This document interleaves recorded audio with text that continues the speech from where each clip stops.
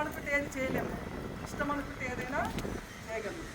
ఇది మనకు అవసరమా కాబట్టి ఎందుకు అవసరము? కాన్సన్ట్రేషన్ వస్తుంది, మెమరీ పవర్ వస్తుంది, సెల్ఫ్ కాన్ఫిడెన్స్ పెరుగుతుంది, ఇంటెలిజెన్స్ పెరుగుతుంది. ఎన్ని లాభాలు ఉన్నాయి మనకి. A to Z ఇంగ్లీష్లో ఎన్ని లాభాలు ఉన్నాయో అన్ని లాభాలు ఉన్నాయి. కాబట్టి దీన్ని పట్టుకున్నారు గొడవ తెలియదు. అన్నీ వస్తాయి, జ్ఞానం తోటి అన్నీ వస్తాయి. అర్థమవుతుందా? కాబట్టి దీన్ని మానవద్దు, ఎవరు మానకూడదు. ప్రతిరోజు ఎన్నిసార్లు చేయాలా? 2 సార్లు చేయాలి. ఈ వయసులో అన్ని నిమిషాలు మినిమం చేయాలి. 10 ఏళ్ళైతే 10 నిమిషాలు చేయాలి, 15 ఏళ్ళైతే 15 నిమిషాలు. ఇంకా ఎక్కువ చేయడం అనేది మీ ఇష్టం, ఎక్కువ చేయడం అనేది మీ ఇష్టం. ఓకే, మానవుడు ఎక్కడ తీసుకోవాలి? ఒక దీక్ష 40 రోజులు ఒక దీక్ష తీసుకోవాలి. మానవుడు 40 రోజులు 2 పూటలు ఎవరైతే చేస్తారో వాళ్ళకి రిజల్ట్ వస్తుంది. ఒకరోజు చేసి 4 రోజులు చేయకుండా నాకు కావాలంటే రాదు. ప్రతిరోజు చేయాలి. ఓకేనా?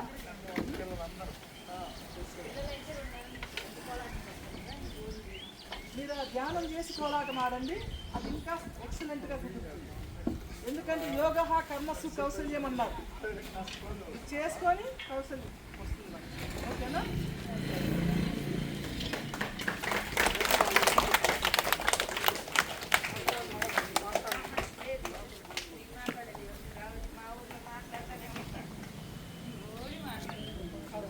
అందరికీ ముందుగా నా ధన్యవాదాలు.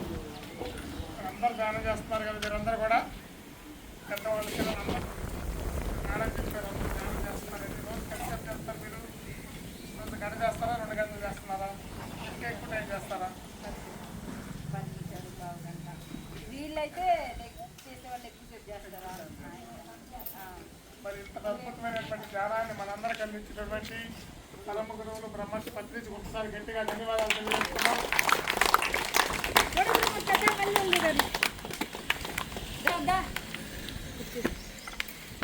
అలవాటు ధ్యానంలో మరి మీరందరూ కూడా వింటా ఉంటారు. మరి మాస్టర్ చాలా విషయాలు, కొన్ని విషయాలైనా మీకు బుర్రలోకి ఎక్కొండొచ్చు. ఏం తినాలి, ఏం తినకూడదు, ఏం మాట్లాడకూడదు, ముందుగా ఆహారాన్ని గురించి కూడా మీకు తెలిసే ఉంటుంది. ధ్యానంలోకి వచ్చిన తర్వాత అంటే మాంసాహారాన్ని మానేసి శాకాహారమే తినాల. మానవుడు ఆహారం శాకాహారమే. పులులు, క్రూర మృగాలు, వాటి ఆహారం మాంసాహారం. మన మనుషులం కదా, మనము క్రూర మృగాలం కాదు కదా. మన మనుషులం కాబట్టి మన ఆహారము శాకాహారం. మరి పోయిన సంవత్సరం ఒంగోలు 2023 జూలై 9వ తేదీన 5,000 మందితో శాకాహారం రాలేదు. మరి ఇక్కడి నుంచి ఎంతమంది వెళ్తుంటారు కానీ మరి మేడం అయితే కనిపించారు. మేడం అర్థం కానీ మిగిలిన వాళ్ళు వచ్చారు. నాయరెడ్డి బాబాయ్, చంద్రెడ్డి వాళ్ళందరూ వచ్చారు. కొంతమంది వచ్చింటారు. మరి ఈసారి ఎక్కువ మంది, ఎంతమంది ధ్యానం చేసేవాడు అంతమంది కూడా రావాలి ఈ సంవత్సరం. మరి మిమ్మల్ని అందరూ నా ర్యాలీకి ఆహ్వానించడానికి వచ్చాం. ఇప్పుడు జూన్ 2వ తేదీ, జూలై 14వ తేదీ ఆదివారం. ఈసారి టార్గెట్ 20,000 మందితోటి శాఖాహార ర్యాలీ జరగబోతుంది. మరి 5,000 మందితో జరిగిన ర్యాలీ ఒంగోలులో అద్భుతంగా అందరిలోకి వెళ్ళిపోయింది. మరి ఇంతమందితో ర్యాలీ జరగడం అనేది లాస్ట్ టైము కడతాల నుంచి విజయభాస్కర్ రెడ్డి వచ్చాడు. ఆయన చెప్పాడు, మేము తెలంగాణలో ఎన్నో ర్యాలీలు చేస్తున్నామండి, కానీ మేము ఎంత పోరాడినా కూడా మీ ఒంగోలు ర్యాలీ బాగా జరిగింది, చాలా అద్భుతంగా జరిగింది అన్నాడు. ర్యాలీకి వచ్చి వెళ్ళిన మాటలు అన్నాడు.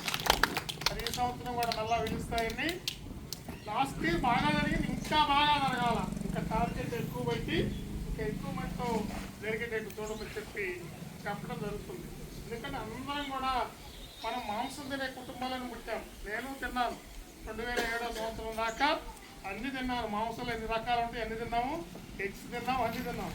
2007లో ఈ ధ్యానంలోకి వచ్చిన తర్వాత తెలుసుకున్న తర్వాత ఈ గుడ్డుతో సహా మానేసాం. తెలియక తింటాం తప్పు కాదు, తెలుసుకున్న తర్వాత దాన్ని వదిలేయాలి. అసలు మామూలు కర్మ సిద్ధాంతం ఉంది, మాస్టర్లు చెప్పుకుంటారు. ఆ కర్మ సిద్ధాంతం దొరికి మనం అసలు మామూలు శాకాహారం అనేది 5-6 గంటల్లో అరిగిపోతుంది. మాంసాహారం 72 గంటలు పట్టుద్ది. అంటే 3 రోజులు పట్టుద్ది మనం తిన్న తర్వాత.